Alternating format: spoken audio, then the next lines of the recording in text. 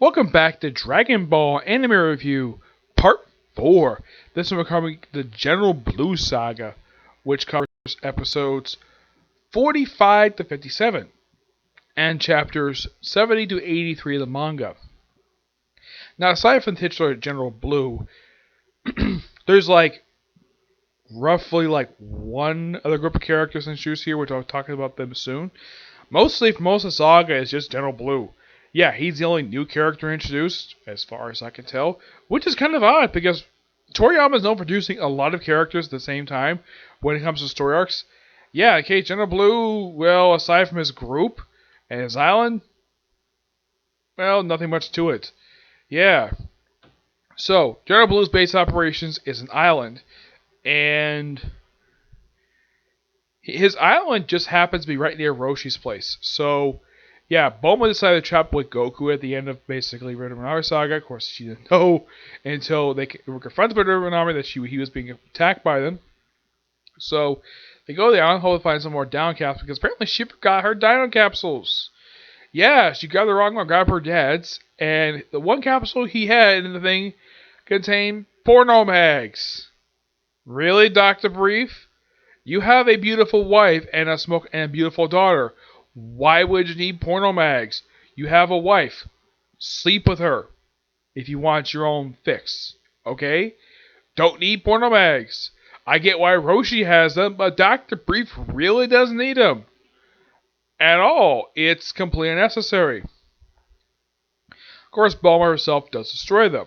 Yep, she does. And she just pretty much they need to go basically down on the water, so they go visit Roshi. Of course, they take a boat, a plane to get there. They steal it from the River Army, so they fly there, and of course they borrow a sub, but they have to wait for the launch and Krillin to come back, which they're taking a freaking long time.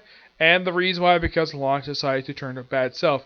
Also start with this arc forward. She starts wearing this outfit where she's basically wearing long pants, knee pads, gloves, basically fingerless gloves, and a pink top. She wears this outfit for pretty much the rest of this particular saga, and she wears up until the one I'm watching right now, Fortune Baba. Yep.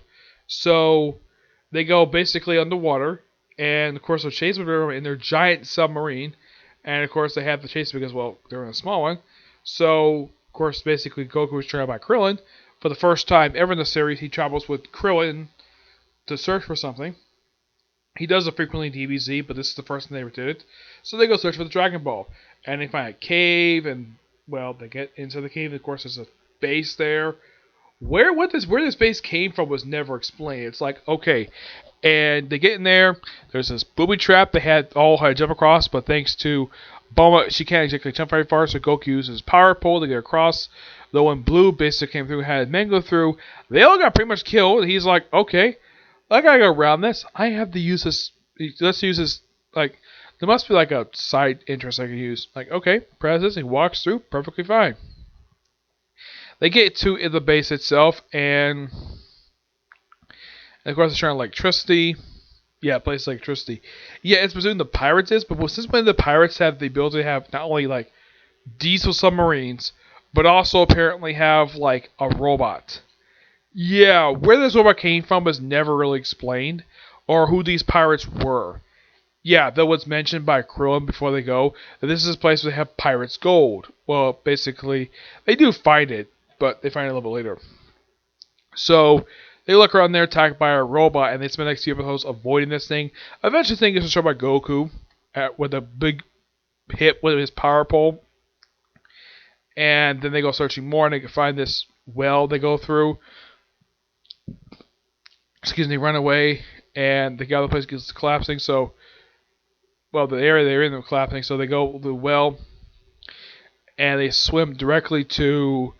They find a particular way, and they basically swim. Bulma and Krillin take off. Bulma basically take off her shorts and shoes.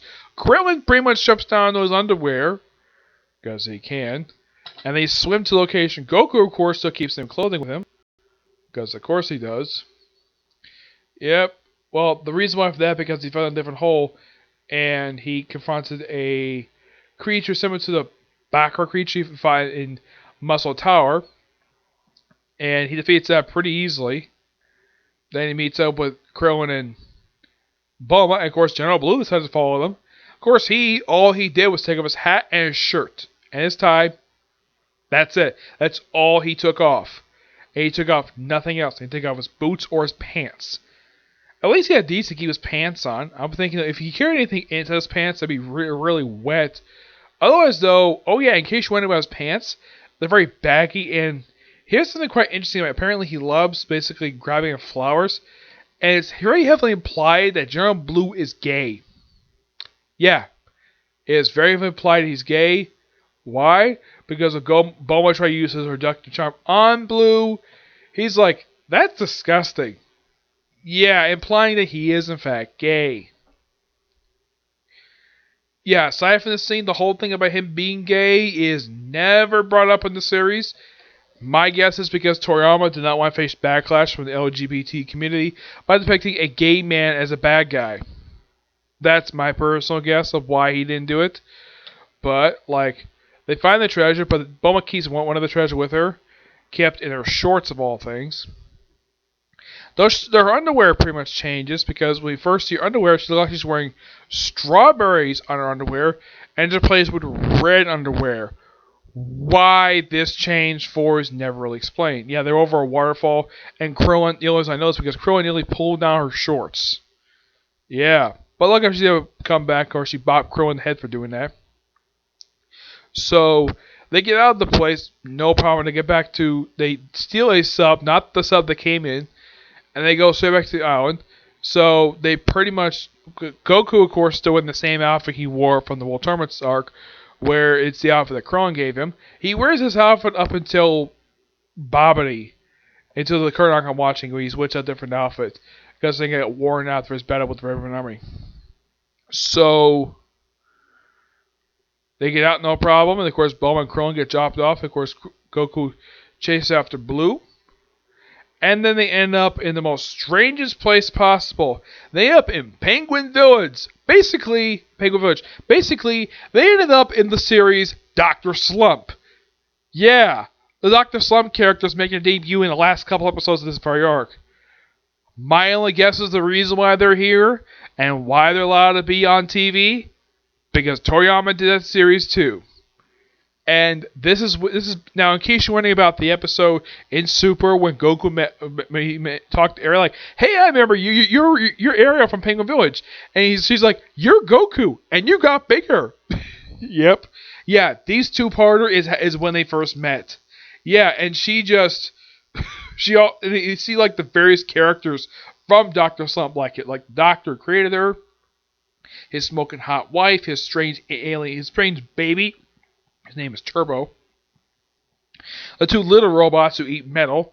See pretty much like every single character from Dr. Slump as sort of like a crossover. And Blue is like, what the heck is this place? It looks so bizarre. This even character looks like Yamcha.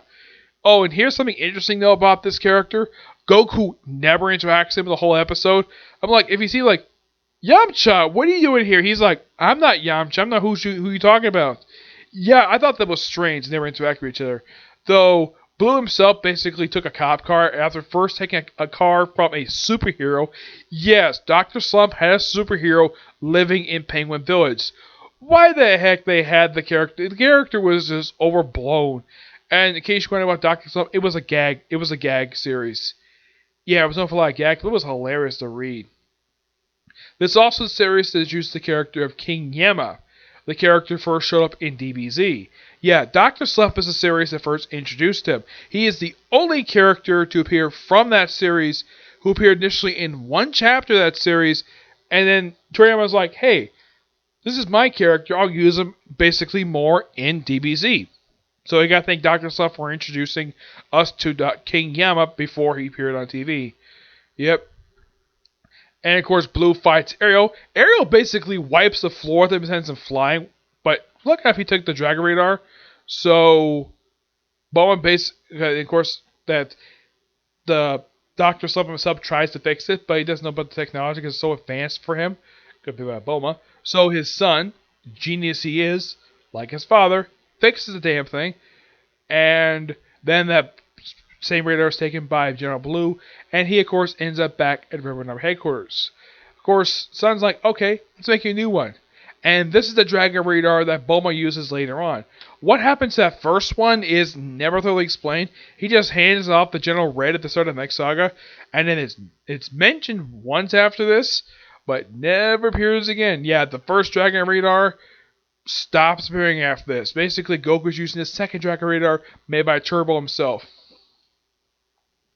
And of course, he flies off to look more Dragon Balls. Yep, and that's pretty much the saga in a nutshell for Jungle Blue. Blue itself pretty much covered, like I said, basically covered. It's basically 12 episodes in the anime, and roughly like 14 chapters in manga, which is not very long. Yeah, but the next saga, Commander Red, that is shorter. Yeah, it's a really, really short arc. Yep. Trying to think though, aside from Jungle Blue and the cast of Dr. Slump, there's like no other new characters I can think of that they made their debut in this very arc itself. Oh, there's one thing did happen. I thought it was so cool. This happened in episode 2 of all things. I actually have the first 2 episodes where they found the Kame House, and General was like, "Okay, guys, set one group to attack this kid. They don't know his name is Goku." And have this other group invade the island. Invade this tiny island that's like a quarter, it's like basically like a half of an acre. And they arrive after basically Roshi basically embarrassed himself for lunch. They come outside and they refer to him as Doctor because they think he's a doctor, he's a scientist because he hung out with Goku. And then he proceeds to beat the living crap out of most of them. And then Launch, of course, who's being held hostage by the lieutenant. Basically, Turtle takes a weed, scratches her nose, she sneezes, turns to bad Launch, and proceeds to take out the rest of them. Yep. And here's the thing. They never find out this is Roshi. At all. They never find this out. I thought this was quite hilarious. Like, they don't know, like, apparently he never mentioned, hey, my name is Roshi. And, like, they probably should have done this. Okay, my name is Roshi. I am not a scientist. I'm a martial artist. And Barcelon's like, okay, Commander, can you have somebody do a research on a man named Roshi who's a martial artist? And they find like, oh crap, it's a legendary Roshi. It's like, he's not a scientist. He's telling the truth. Leave the island before something bad happens to you. That's probably what would have happened, but yeah. But no, let's have Lieutenant who basically Blue made a comment about his weight. It's like, Lieutenant, this army is known for moving. Please drop some weight. And he says, yes, sir. And he's seen with a try to whip Roshi. Roshi, of course, he's the first guy Roshi beats the crap out of. And then he proceeds to beat up crap a whole bunch of them really easily. Of course, Launch takes out the rest, no problem. Yeah. But that's pretty much it for the General Blue Saga in a nutshell. In case you're wondering, Yamcha is not in the saga. He does show up in the very next saga toward the end of Commander Red. I'll talk about that in part 5, which I'll probably do soon. I'm going to put this video up. Hopefully the first video will go up fine this time. I hope so, okay? But until you see the next video, which will be part 5, and I have not checked and see if My Hero Academia released new dub today. I know that Case Closed never released new episode today, but I haven't checked My Hero Academia, but I'll probably check soon, okay? To the next video. Bye.